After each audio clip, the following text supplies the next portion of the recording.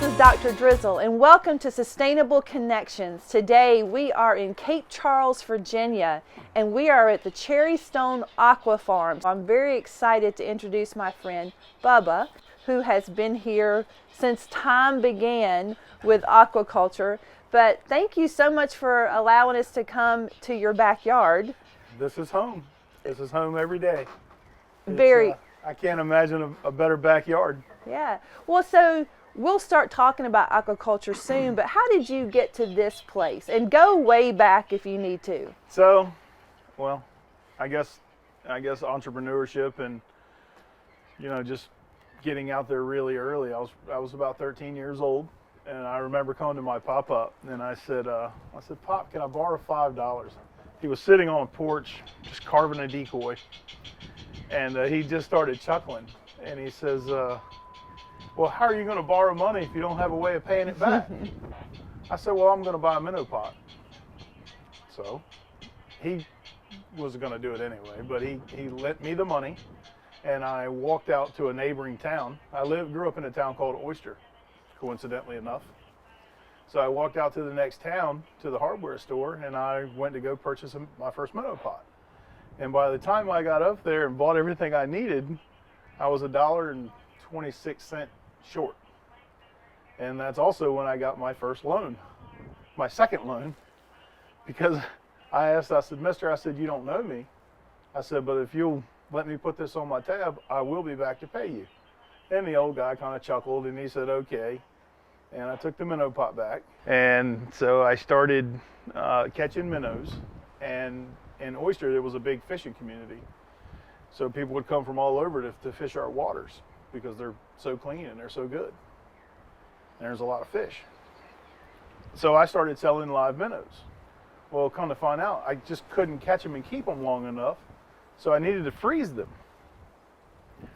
So then my grandfather rented me a piece of his stand-up freezer for $1 a month to freeze my minnows. So I had frozen minnows and I had live minnows. To my disbelief, the first day I had made my money back, I had paid off my debts, and we were just having a good old time that summer. By the end of that summer, we had 13 minnow pots. I had employed my brother, and we definitely we had a great time doing it. Some of that entrepreneurship has just been in my blood ever since I can remember. So did you take a little break, or did you? So obviously we went to school, but throughout the summer, we worked. We had fun doing it. And by the end of that first summer, I bought my first boat. 13. 13 years old. And that just, the drive you have, the want, the passion, whatever you find passion in, go there. Because at the end of the day, that's what you're going to have left. So 13, and now we're something, and you're here. So at 13, I was doing the minnow pot, and I would say January of '91, that puts me at about 15 years old. I started doing clams with a co-op. This industry was very young, so they needed stronger guys, younger guys, whoever they could get some help to learn the process for the clams. And so I started harvesting clams in '91 with one of our co-ops. And after that, I just fell in love. It was every day you can see the sunrise, and you can see the sunset, and you can hear the birds, you can see the pelicans, the dolphins are swimming beside you. It's a lifestyle. It really is. So once I continued to learn how to harvest clams, and at one point I had harvested clams from one end of the eastern shore all the way to the north end of the eastern shore of Maryland, just hustling around as I was a teenager through the weekends and whatnot. So I was out of school early. I actually came here at 17 years old, and that was in 1994, I believe it was, March 1st, '94. And I continued to work with the clams up until the point where our CEO says, "Hey, want to try these oysters?" Well, it was a lot less than that. He basically said, "Here, make them live." And by the grace of God and and my crew, we all had a lot of abstract thought and a lot of drive and a lot of want for it to succeed. And we dug our heels in and we learned, and we're continuing the process today. So how many oysters do you see in a year? So typically the crew and I, we handle about 30 million oyster seed a year. We maintain in-house to grow out to final density somewhere between I would say 3 to 7 million a year, depending on the year, what we have available, how things are growing. Each year it's a little bit different. You have different temperatures, you have different water that comes in and out of the bay. We have different seed. We have different methods that we use for different styles of oysters. It's very much a passion. So you had said earlier before we got on camera that this just doesn't happen. Like there was a lot of innovation Yes. and thinking. Could you, in simple terms, take us just from seed to selling? So the seed starts in the hatchery. At that point, my hands are off of it. Our hands are off of it. The outside guys, we're in charge of we're responsible for the field nursery and final grow out of the company's portion that we're going to continue to grow. They continue through their small stages in the hatchery. Then they get transferred out into the natural salt water, which has the food in it. And then once they get to approximately a quarter of an inch is when they come to us. Okay. We put a quarter-inch oyster in a 3/16 bag, and then we deploy it out into our farms. That process, once that starts, we're basically on a 3-week rotation. So if we put 500,000 oysters out in one day, then in 3 weeks, we have to handle those oysters and bring them up, take them through a grading process, rebagged into a larger size mesh bag that's clean. It gives them the most water flow, and that really helps them flourish. And also the densities in the bag will dictate the shape of the oyster. And that happens all the way up until they're about, I would say about 6 months old. After that, they're in a final density bag. They're in the largest mesh bag that we have. And our market oyster is between 2 3/4 inches to 3 inches. And we can take an oyster from a 1/4 inch seed to a final grow out, as our largest oyster is a 3 inch, in approximately 12 months, 12 to 14 months. Is there anything you do to manipulate the taste of them? So the taste is unique. It could be a half a mile away and they would taste different. It depends on whether the wind's blowing, whether we've had really high tides or low tides, whether we've had a lot of rain. The unique thing about the oyster is it's very, very much like a human. Everyone is a little bit different. We're all the same, but everyone has a little bit different personality to them. And oysters do have a personality. They have to be nurtured. They have to be cared for. They have some tough love in the mix of it. One of our tumbling processes that we go through takes an oyster, and typically an oyster is really jagged around the edges. I don't particularly like that. I like a smooth edge. So we'll run them down our tumblers, which it gives a sizing, and it also gives that tough love. When going around this tube, it'll chip and break the bill off around it. So it'll slow it down growing this way, but it will entice it to grow deeper. So it, like a rock tumbler, a little bit, it polishes up a little bit? It's exactly right. There's a lot of work that goes into it, but in the end, it's a proud moment when they're displayed. When they go through our packing facility and every employee in our company is going, they are gorgeous. They are so beautiful. It's definitely a proud papa moment. What is the season like from start to finish? Do you ever have a moment where you say, okay, we're done for a little bit, or do you just keep the process moving? So we are weather driven. So if we have a lot of wind or we have a lot of rain or any bad weather, obviously we're in a slow down, shut down kind of mode, kind of preparing and making sure that everything is stable and ready for the weather that's coming. So if you looked at a graph, our time of, I would say, really heavy production, in a sense, it goes January, February, March, April, May, June, July, August, September, and then it goes October, November, December. Okay. So it climbs little by little and builds and builds and builds, and then you hit that pinnacle point, and then you get that breather. And that's when you can sit back and enjoy your success. Well, we know this is sustainable, like because It you is. started with 100,000 and then now you're in the millions. We also know that the United Nations has these global goals that we need to try to solve by the year 2030. Sure. One of them is goal 14, life underwater. One of them is goal 2, no more hunger. So let's talk Great about goals. Yeah. So goal 14.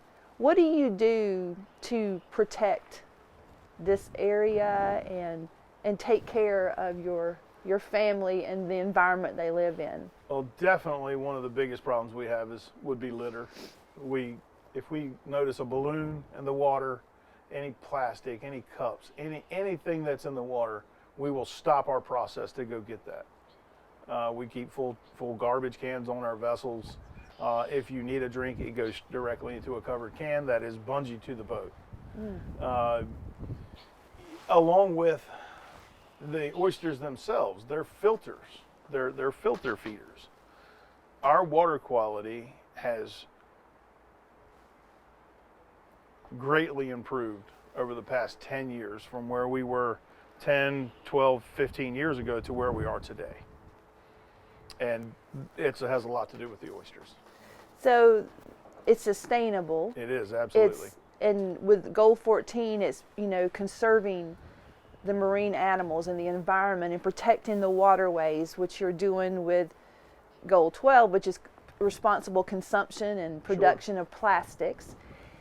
What happens if a big storm comes in here? Are you going to lose everything? Do you have backup? We have very large vessels.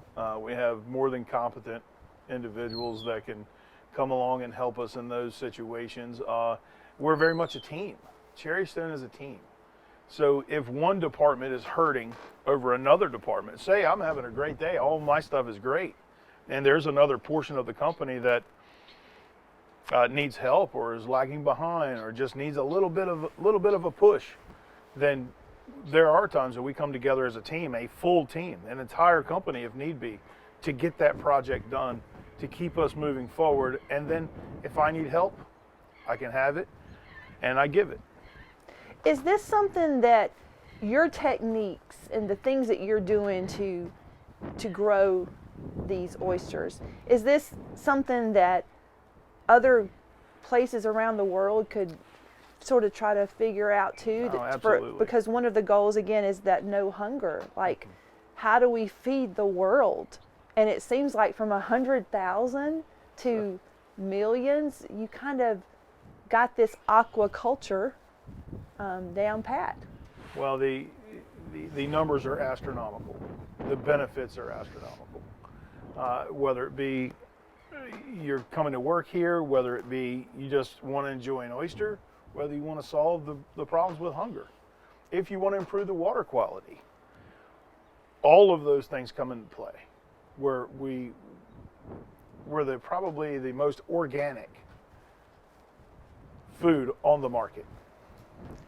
Well, let me talk to the kids for just a moment, because obviously in this series we're talking about how you can learn from the experts to then solve world problems or global problems. So we heard from Bubba that critical thinking is a must. You have to brainstorm and think of ideas. They are very innovative. He also shared before we were on camera how excited he was, what a great job this was, because he got to innovate, and the people that he works for say, solve this problem, or what do you think we could do next? Because this isn't the end. No, this is definitely not the end.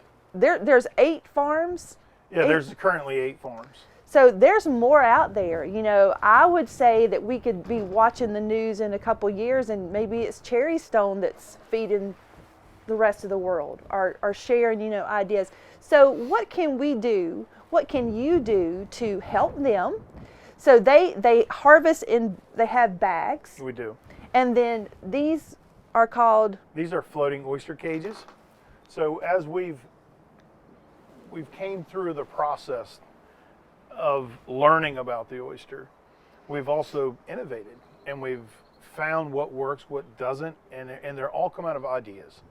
We come together, my crew and I, we eat lunch. I'll bring a bunch of biscuits and we'll sit down and we'll say, or whatever the deal is, and I'll say, okay guys, we are here. We have to be here.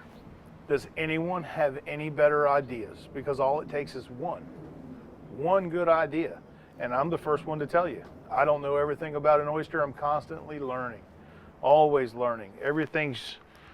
There's different water, there's different seed, there's different environment changes. There are all these things that the critical thinking part of it can't be done by one person. So sitting down and brainstorming an idea, and not necessarily shutting down that individual with an idea that we've already tried. And those are the times we can come together. And he says, hey man, what if we did it this way? Well, that's the time to come together and say, okay, I didn't have time to explain it to you at the time, but now I can explain it to you. We did this, and the repercussions were that. So maybe we could do this, so maybe it'll help us over here do that. So there's still a lot of building and a lot of learning that has to be done. And all it takes is that one person that comes up. It could be a dream in the middle of the night, and you go, hey, wait a minute, eureka. And the next morning it's there, and we'll try it, and if it comes to it, and if it works great, then let's go. You can't be stuck in a rut. You have to be able to move with it. So get out of your ruts, kids, yeah, no because ruts. At the age of 13, this entrepreneur took out his first loans for $8.36 total, and then bought his first boat at the age of 13, began working here at 17, and now is in charge of, although I will say he's in charge of, because he's the manager of all this, but he is definitely one of those leaders that you want to get to know, because you're only as good as the people that work with you. So I would say he's pretty successful because he has a team that collaborates and brainstorms and innovates. So as we work through goal 14 and goal 2, we're going to ask you for your ideas on how you can help them with their cages. What ideas do you have for them to exponentially keep growing, which means he might not get a vacation. He's going to get one soon, but may not get a vacation. But how can you take this idea of sustainable foods underwater and move that to another idea from the areas and where you live? What could you do to solve world hunger? Thank you so much for being part of our Sustainable Connection series. We hope that we're inspired. Kids, you've inspired me to learn more about aquaculture. Anything else? You hit on the team. We are very much a team. We are. And you cannot lead from behind. You have to lead from the front. Did you hear that? No matter where you're at in life, if you find yourself in a leadership position, just remember how you got there. Was from leading, not sitting in the back. Well, we're still here during COVID, so we're going to elbow bump that this has been a great opportunity for us to learn more.